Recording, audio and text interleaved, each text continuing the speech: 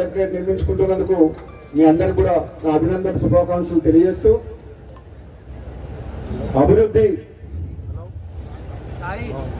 10 ఏళ్ల కాలంలో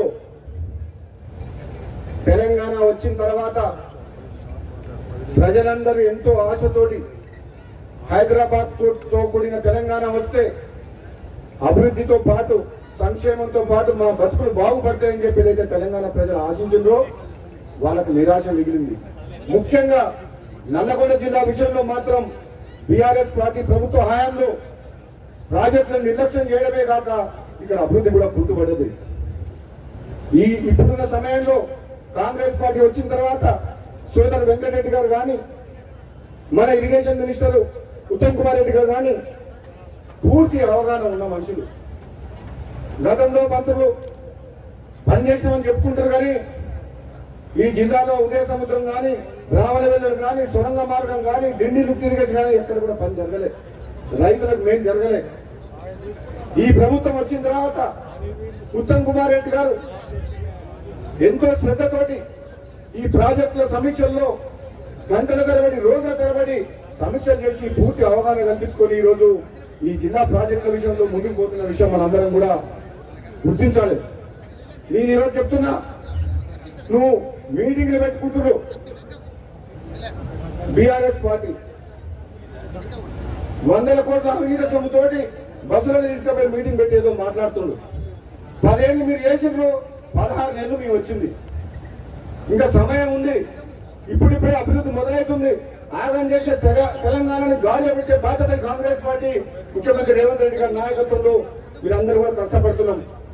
మరి ఎందుకు ఆవేశంతో ఒక తెలంగాణలో కాంగ్రెస్ అభివృద్ధి చేయట్లేదని చెప్పి మాట్లాడుతున్నారు అర్థమైతలేదు. కానీ ఒక్క మాట చెప్పగలుగుతున్నాం, కాంగ్రెస్ పార్టీ పేదల పార్టీ, ఈ దేశ స్వాతంత్ర్యం కోసం పోరాటం చేసిన పార్టీ, తెలంగాణ రాష్ట్రాన్ని ఇచ్చిన పార్టీ, బడుగు బలహీన వర్గాలకు ముఖ్యంగా రైతులకు అండగా ఉండే పార్టీ ఏదంటే కాంగ్రెస్ పార్టీ.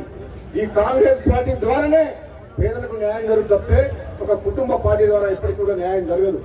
కాబట్టి సోదరులారా, ఏది ఏమైనా కానీ సోదరులు కోమటిరెడ్డి వెంకటరెడ్డి గారి నాయకత్వంలో, ఉత్తమ్ కుమార్ రెడ్డి గారి నాయకత్వంలో జిల్లాలో వెంకబడిన అభివృద్ధిని కానీ నిర్లక్ష్యంగా వదిలేసిన ప్రాజెక్టుల విషయంలో కానీ ముందుకు పోయే బాధ్యత మనది.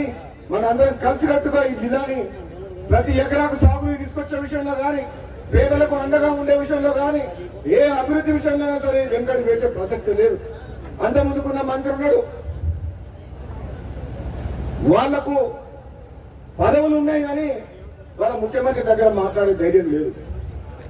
మనకున్న మంత్రులు కేవలమే, కానీ ముఖ్యమంత్రి స్థాయి ఉన్న వాళ్ళిద్దరు కూడా ఉత్తమ్ కుమార్ రెడ్డి గారు కావచ్చు, కోమటిరెడ్డి వెంకటరెడ్డి గారు కావచ్చు, మామూలు నాయకులు కాదు. వెంకటరెడ్డి గారు తెలంగాణ కోసం మంత్రి పదవి త్యాగం చేసినంటే ఈ ప్రజల పట్ల, ఈ నల్లగొండ జిల్లా పట్ల, ఈ తెలంగాణ రాష్ట్రం పట్ల ఎంత కమిట్మెంట్ ఉందో అర్థం చేసుకోవాలి. పదవుల కోసం పాకులాడే వ్యక్తి కాదు కోమటిరెడ్డి వెంకటరెడ్డి. తన పదవినే తృణప్రాయంగా వదిలేసింది.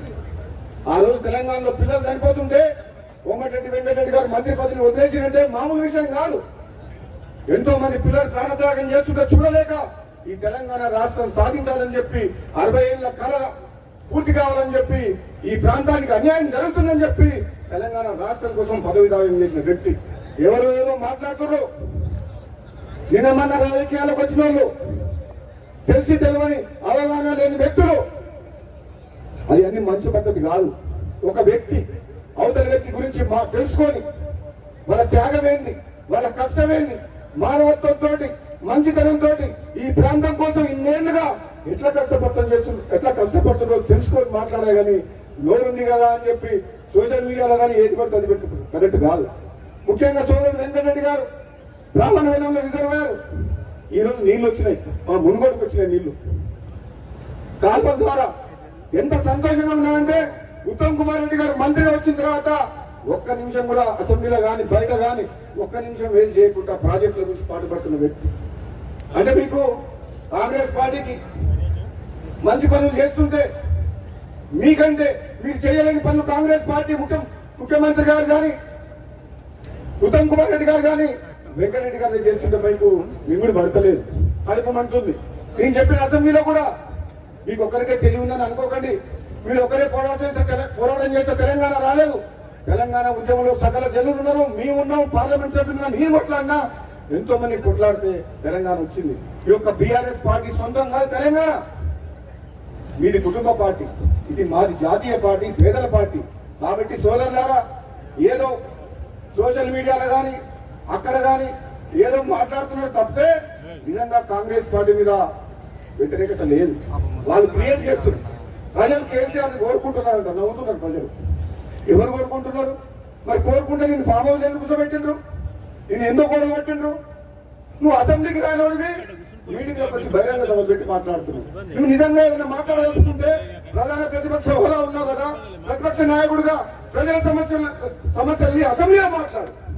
నాకు ఆ సలహాలు ఈ సూచనలు తప్పు చేస్తే మమ్మల్ని అడుగు, మేము చెప్తాం. మీరు మాట్లాడుతూ మీరు చేసిన నిర్వాహకం ఏంది, మీరు చేసిన అప్పులు ఏంది, మీరు పెట్టే ప్రాజెక్ట్ ఎట్లా కూలిపోయినాయి, ఈ రాష్ట్రాన్ని సర్వనాశనం చేసింది ఎట్లా చేసింది మేము చెప్తాం అసెంబ్లీ సాక్షిగా.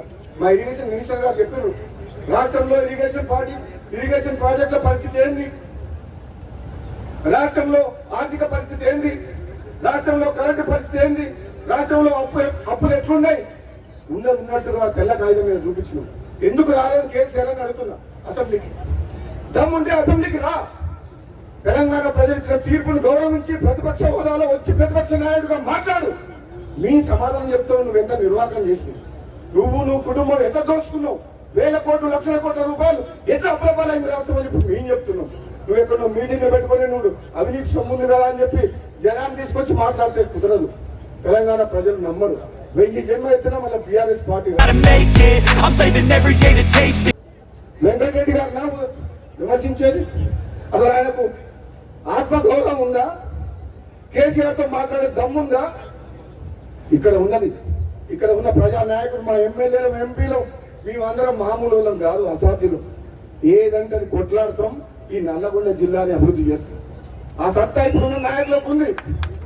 నేను చెప్తున్నా సోదరులారా, మాయ మాటలు, దుష్ప్రచారాన్ని నమ్మొద్దు. కాంగ్రెస్ పార్టీ కార్యకర్తలు ధైర్యంగా ముందుకు పోవాలి. రాబోయే స్థానిక సంస్థల ఎన్నికల్లో జెండా ఎగరాలి మళ్ళీ ఒకసారి మన కాంగ్రెస్ పార్టీ. వాళ్ళేదో మాటలు చెప్తున్నారు, మేమేదో చేయలేదంటున్నారు, చేసి చూపిస్తాం. ఇంకా సమయం ఉంది కాబట్టి తొందరపడాల్సిన అవసరం లేదని చెప్పి తెలియజేస్తూ ఈ కార్యక్రమాల్లో పాల్గొన్న మీ అందరూ కూడా మరొకసారి ధన్యవాదాలు తెలియజేస్తూ సెలవు తీసుకుంటాం.